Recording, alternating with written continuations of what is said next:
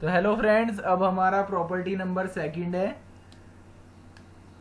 हमने एपी में फर्स्ट पढ़ी थी, ठीक है, कि कोई भी एक फिक्स नॉन जीरो नंबर अगर हम एपी में ऐड करते हैं या सब्ट्रैक्ट करते हैं, ठीक है, on each term, her terms में अगर हम ऐड करते हैं या सब्ट्रैक्ट करते हैं तो एपी पे कोई फर्क नहीं पड़ता। ठीक है, अब इसी में ही मूव करते हुए हम सेकंड आपका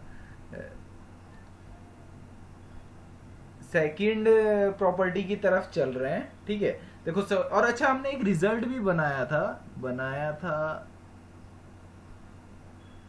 ओहो, क्या दे रखा है भाई, सी सेकंड प्रॉपर्टी क्या बोलती है। अच्छा, हमने एक रिजल्ट हमने फाइंड किया था कि जब हम ऐड करते हैं और सब्ट्रैक्ट करते हैं तो हमने देखा था कि हमारा कॉमन डिफरेंस चेंज नहीं हो रहा था। एपी तो नहीं आ रही थी, ऑब्वियसली एपी नहीं आएगी। अगर आप किसी नॉन जीरो नंबर से माइनस करोगे या ऐड करोगे तो ऑब्वियसली एपी तो नहीं आने वाली है, बट हमारा जो कॉमन डिफरेंस है वो अनचेंज्ड था, इसके लिए हमने इसे रिजल्ट में लिखा था, है ना। तो प्रॉपर्टी नंबर सेकंड क्या है कि इफ ईच, अब उसे मूव करते हैं, ठीक है। अच्छा, अगर आपको उसके खिलाफ कोई काउंटर एग्जांपल मिले तो मुझे जरूर बताना। Property number second, if each term of an AP is multiply or divide by a given non-zero fixed number, the resultant sequence in an AP। ठीक है, इस पे करते हैं काम। प्रॉपर्टी क्या बोल रही है, ठीक है, देखो दोनों करूंगा, पहले मैं आपको समझाऊंगा। फॉर मल्टीप्लीकेशन, क्योंकि अच्छा कॉन्सेप्ट है, फॉर मल्टीप्लीकेशन। मुझे लगता है आपने स्टेटमेंट तो समझ ही लिया होगा। स्टेटमेंट बहुत सिंपल है, कोई हार्ड नहीं है। स्टेटमेंट तो यही है कि अगर आपके पास कोई एपी है, उसमें अगर आप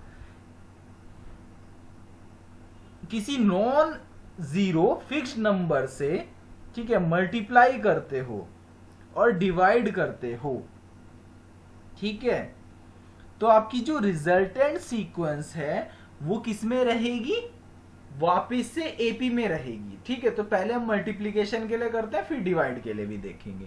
ठीक है, तो अभी हम यहाँ किसके लिए कर रहे हैं, हम यहाँ कर रहे हैं मल्टीप्लीकेशन के लिए। ठीक है, से उठा के यहाँ लगा देता हूँ कि भाई मैं अभी मल्टीप्लीकेशन के लिए कर रहा हूँ। ठीक है, चलो जी, मल्टीप्लीकेशन के लिए कर रहे हैं। तो हमने क्या करा, let we have an AP with first term A, ठीक है, and the common difference D। ठीक है, तो आपकी जो AP होगी, लेट A1 से मैं डिनोट कर रहा हूं, वो किस टाइप की होगी, A plus D, A plus 2D and so on. ठीक बात है, नहीं है ना। अब हम मल्टीप्लीकेशन, तो अकॉर्डिंग टू द स्टेटमेंट हमने क्या करा, लेट के is any non zero fixed number. ठीक है, मैंने कोई एक के नंबर ले लिया, कोई दिक्कत तो नहीं है। ठीक है, और मैं क्या कर रहा हूं कि इसकी हर टर्म्स में मल्टीप्लाई कर रहा हूं इससे। ठीक है, ठीक है जी। और जो नई एपीआई है, और हमने बोल रहे हैं and the new AP is A2। मैंने जो नई एपीआई है उसे क्या नाम दिया, A2। ठीक है, तो A2 मेरी क्या होगी बताना जरा। A2 मेरी हो गई ए के प्लस डी के, क्योंकि अगर आप हर टर्म में मल्टीप्लाई करोगे तो भाई ये है तो पूरी एक टर्म ही है ना। हम जब इस हिसाब से लिखते हैं तब लिख हम भले ही ऐसे रहे हों, पर है तो मेरी एक टर्म ही है। ठीक बात है। तो थर्ड टर्म क्या होगी, ए के plus 2dk and so on, ऐसे ही मेरा चलता जाएगा। नाउ मेरा कॉन्सेप्ट क्या है यहाँ पे, कॉन्सेप्ट ये है कि टेस्ट A2 इज AP और नॉट, है ना, कि मेरा ये AP है या नहीं है। तो करते हैं। तो चेक करने के लिए मैं क्या कर सकता हूं, वही A2 माइनस A1 फाइंड करूं। ठीक है, अगर A2 माइनस A1 है तो इसका मेरा कॉमन डिफरेंस आ जाएगा। इसके कॉमन डिफरेंस को लेट मैं नाम दे रहा हूं D2। तो मेरा आखिर D2 है क्या, A2 माइनस A1। तो AK plus DK minus AK, ये क्या आ गया मेरा DK। तो मेरी जो मतलब न्यू AP है, तो मुझे ये पता चला कि इसका जो कॉमन डिफरेंस है वो चेंज हो गया, किसमें, D था तो DK हो गया, है ना। पर अभी देख लेते हैं एक बार और करके, A3 अगर ये AP में है तो A3 माइनस A2 भी यही आना चाहिए। तो A3 माइनस A2 करो, क्या आया, AK plus 2DK minus AK minus DK। तो हम क्या देख रहे हैं कि हमारा क्या आ रहा है, जो कॉमन डिफरेंस है वो सेम है। इसका मतलब that means our new AP is, which is A2, is also our new sequence। ठीक है, मैं बार बार गलती से बोल देता हूं, आप ये गलती नहीं करेंगे। हम जो नई मानेंगे उसे सीक्वेंस मानेंगे, ठीक है। तो our new sequence A2 is also an AP, and what we have seen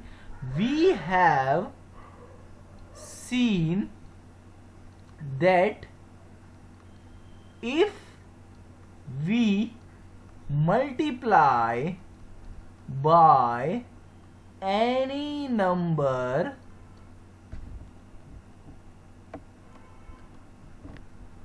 the first term A changes to A times of that number which is AK, ठीक है, first term, and the common difference D is changes into D times of that number K। ये बताओ समझ में आया क्या?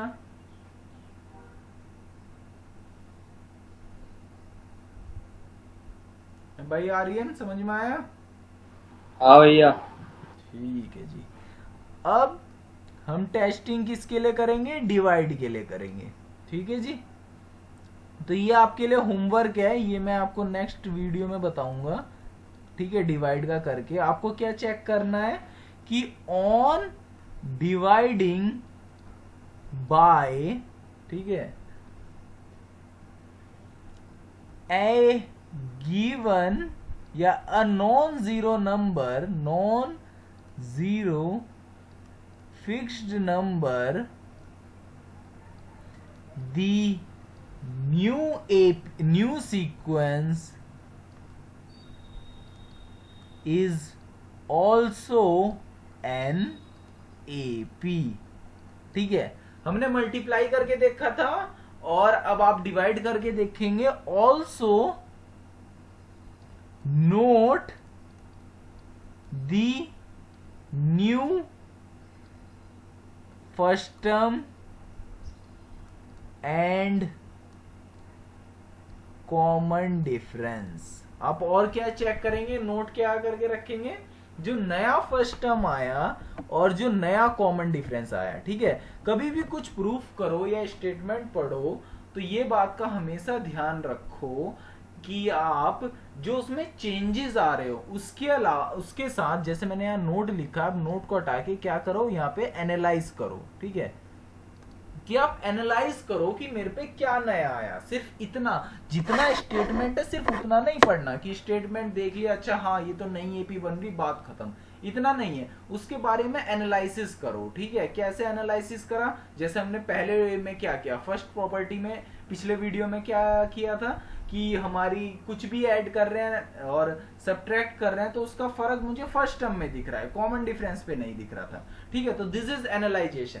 ठीक है, आप एनालाइज कर रहे हो, जैसे हमने अभी मल्टीप्लीकेशन के रेस्पेक्ट में करा, हमने मल्टीप्लीकेशन के रेस्पेक्ट में क्या एनालाइज करा, हमने ये एनालाइज किया कि भाई जब हम ये काम कर रहे हैं तो हमारा जो फर्स्ट टर्म भी दैट नंबर मतलब टाइम्स हो जा रहा है उस नंबर के, है ना, मल्टीप्लाई को टाइम्स भी बोल सकते हैं, मान लो आप 2 से कर रहे हो तो जो फर्स्ट टर्म है वो 2 टाइम्स हो जा रहा है। ठीक है, और जो कॉमन डिफरेंस है वो भी 2 टाइम्स हो जा रहा है। Now it's your task that you will note, ठीक है, और analyse that what would be change after, है ना, we divide by a non zero fixed number, ठीक है, इन एन एपी। ठीक है, और हाँ ध्यान रखना डिवाइड के समय तो आपको वैसे भी नॉन जीरो नंबर लेना पड़ेगा, क्योंकि आपको पता है, क्योंकि आप जीरो से किसी नंबर को डिवाइड करते हो तो वो उसका कोई आपको अप्रोप्रिएट आंसर, मतलब जनरली आप इंफिनिटी बोल देते हो। ठीक है, मतलब you does not have any number, ठीक है, आफ्टर डिवाइडिंग बाय जीरो। ठीक है, तो इस वजह से आप जीरो को तो यहाँ पे तो बिल्कुल एक्सक्लूड ही कर दोगे कि आपने डिवाइड के समय तो जीरो को समझना ही नहीं है, और टर्म्स के समय भी आप इस चीज को थोड़ा एक्सक्लूड मतलब बाहर मतलब छोड़ के चलोगे। ठीक है जी, now our properties of an AP, ठीक है, हमने 2 पढ़ी और उस 2 में से एटलीस्ट हमने 3 to 4 एनालिसिस किया, which is a good thing. Now we are moving to a proof. ठीक है,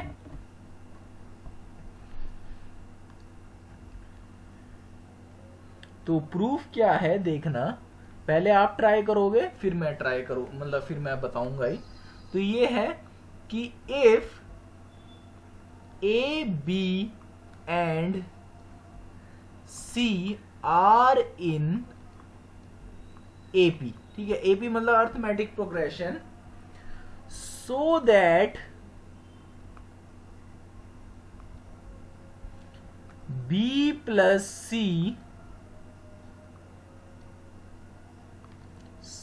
plus A and A plus B are also in AP। ठीक है, you have 5 minutes for try। ठीक है, अब 5 मिनट ट्राई करो, उसके बाद मैं बताऊंगा।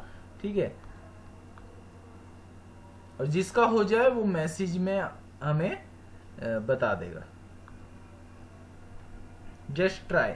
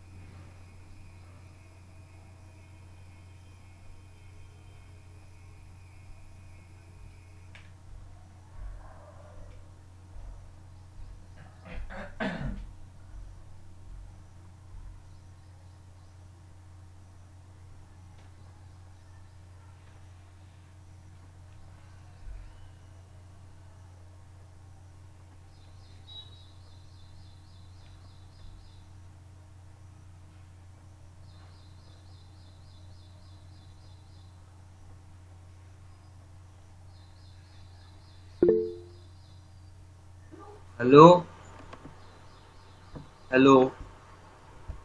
हाँ। अच्छा भैया मेरा सब चले गए।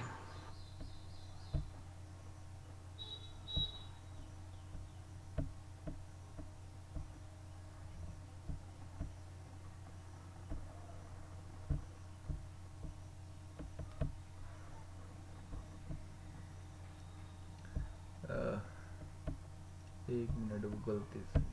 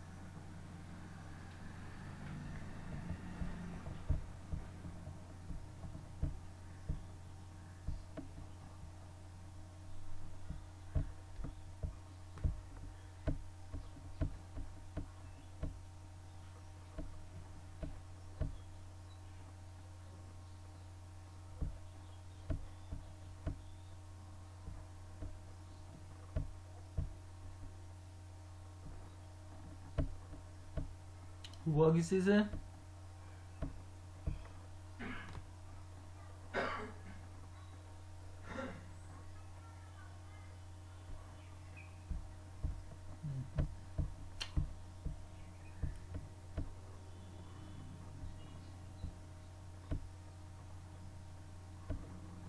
हेलो, हुआ किसी से? मुझे लगता है मेरा पिछली वाली स्लाइड कहीं चली गई, तो हमारा हो ही गया था। नो, आर्यन पाल कभी होगा भी। चलो जी, तो करते हैं। क्वेश्चन क्या था हमारा, मैं दोबारा लिख देता हूं कि if A comma B and C are in A P, ठीक है, so that b plus c comma c plus a and a plus b are also in AP। अच्छा देखो, इसे करने के दो तरीके हैं। एक बेसिक तरीका ये है कि आप A को B और C है, ठीक है, ये AP में है, ठीक है। तो इसमें आप किस मेथड से करो, आपने अभी जो प्रॉपर्टी है, use the properties of an AP, ठीक है। हम क्या करेंगे, प्रॉपर्टीज का यूज करके इसे कोशिश करेंगे। अच्छा एक बात बताओ, A comma B comma C are in AP, ये तो हमें दे रखा है, इट इज गिवन, ठीक बात है भाई, ये तो दिया हुआ है ना, ठीक है। अगर ये एपी में है तो क्या मैं ये बोल सकता हूं कि A minus A plus B plus C comma B minus A plus B plus C comma C minus A plus B plus C are also in AP? क्यों बताओ, सही बात है, ये प्रॉपर्टी नंबर 1 आ गई मेरी, ठीक बात है ना। प्रॉपर्टी नंबर 1 था क्या? प्रॉपर्टी नंबर 1 यही तो था कि अगर आप किसी एपी में किसी फिक्स नंबर से उसकी हर टर्म्स को सब्ट्रैक्ट या ऐड करते हो तो जो रिजल्टेंट सीक्वेंस है वो भी एपी में रहने वाली है। तो क्या मैं यहां से ये बोल सकता हूं कि a minus A plus B plus C comma B minus A plus B plus C comma C minus A plus B plus C also AP, क्योंकि मैंने लेट कर लिया कि वो जो टर्म था वो मैंने a प्लस बी प्लस सी ले लिया। ठीक है जी, यहाँ तो मुझे लगता है कोई दिक्कत नहीं है। ठीक है, तो इसे सॉल्व करें तो ये क्या आया, minus B minus C comma minus ए माइनस सी, और ये क्या आया माइनस ए माइनस बी। तो ये एपी में आर इन एपी। ठीक बात है। अब मैंने क्या करा, मल्टीप्लाई बाय -1 है ना इन दिस एपी, मैंने -1 से मल्टीप्लाई कर दी। ठीक है, अगर आप -1 से, और हमने यहां पे कौन सी प्रॉपर्टी का यूज कर रहे हैं, प्रॉपर्टी नंबर हम सेकंड यूज कर रहे हैं कि मल्टीप्लाई किसी नंबर से अगर हम हर टर्म में मल्टीप्लाई कर दें तो फिर भी जो नई एपी नई सीक्वेंस आने वाली है वो एपी में ही रहने वाली है। तो अगर हम -1 से मल्टीप्लाई कर रहे हैं तो नई सीक्वेंस क्या आई, बी प्लस सी, ए प्लस सी और ए प्लस बी, जो और also in AP with the help of property number 2। ठीक बात है। और अच्छा एक बात बताओ, इस चीज को क्या मैं ये नहीं लिख सकता b plus C comma A plus C को c प्लस ए लिख सकता हूं, और a plus B are in AP, proved. ये तो हमें प्रूव करना था। ठीक बात है। तो आज के लिए इतना ही।